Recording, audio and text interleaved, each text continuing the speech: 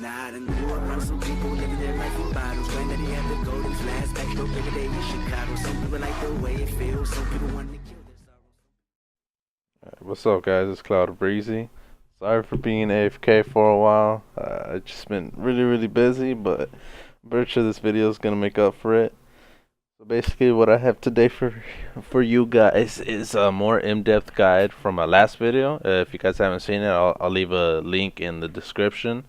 I just basically mushed up a whole idea on key important parts to help you climb in season 7, and I want to now break down those 4 individual points.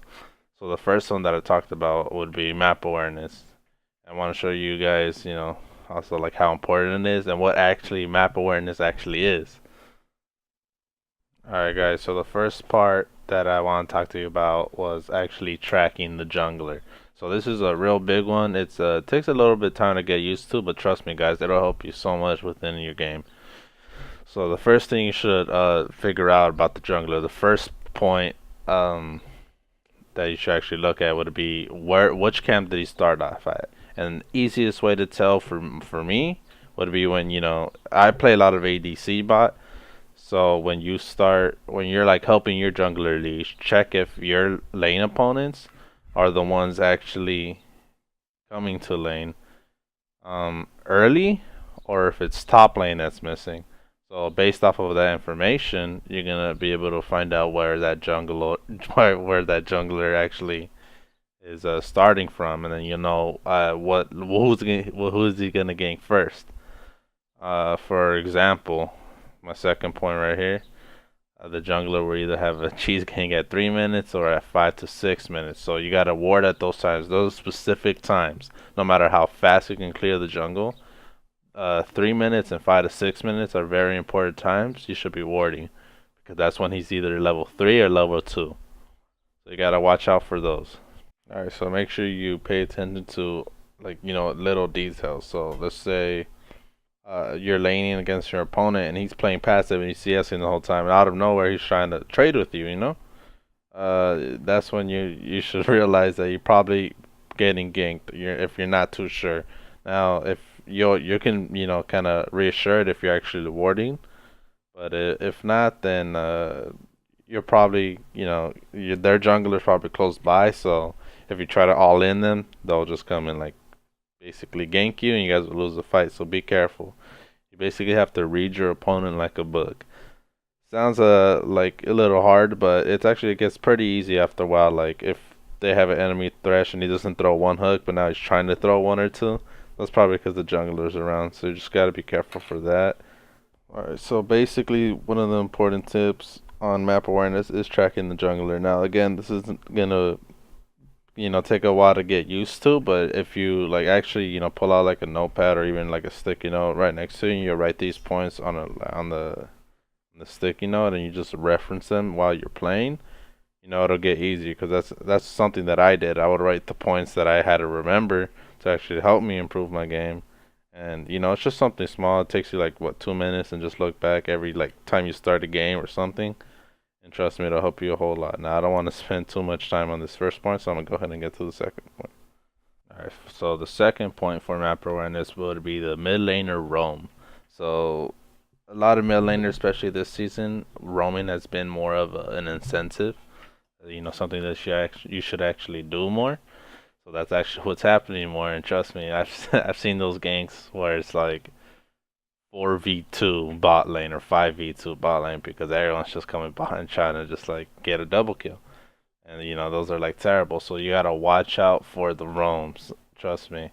So just every 5 to 10 seconds, it doesn't have to be every second, just every 5 to 10 or 15 seconds even, look up at the mid lane. The sooner the better, obviously.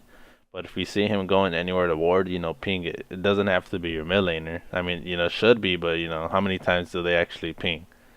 So that's why you gotta kind of stay on top of it and make sure you see what's going on. And if there's a TF and if he has ult level 6, that's when you gotta be a little bit more passive in your lane. You gotta respect people's damage at the same time. Like Syndra, if she's playing mid lane and you're an ADC, when she turns level 6, be careful on fighting her. Like dodge the stun. If you don't dodge the stun, then back off. You know, little things like that will help you like live ganks or even the roams from mid laners, which becomes very difficult. Just remember, every 5 to 15 seconds, look at the map, see if the mid laner's missing. If not, then you know play more aggressive. If they are, then play a little back. Make sure you have your wards out, and you'll be fine. All right, the last and final point that I have here for you guys is the top laner teleport. So top laners usually don't teleport, especially like in lower elo, but just in case, that can like help you in like an advantage. So try to keep track of the teleport that the top laner has. But if it's too much for you, where it's like you got to keep track of the jungler and the mid laner and the top laner, the top laner is not going to come around too often, especially in low elo, so it's not a big deal. And also, if you want, before the game, let your top laner know on your team, like, hey, can you keep track of the enemy's teleport? Usually they're going to be nice and say yes. So you shouldn't have too much of a deal. Big problem, I mean. So that's something to look forward to. But let's say if you guys are fighting and the enemy's teleport is down and he can't get to you, so that's automatically a 4v5. That's your odds of winning the team fight are going to be, way higher than the enemy team. So it's good to keep track of that teleport. Or even better, if they don't even run teleport, then you guys have so much more map pressure, and it's such a actually big different lane. Yeah, so just again, teleport can actually, turn a fight around. Even if it's like keep track also of your top laner's teleport, because it's a really, really one of the important factors in this game. It can turn a fight or even a Baron. That you can take people out of Baron so quickly with just that teleport.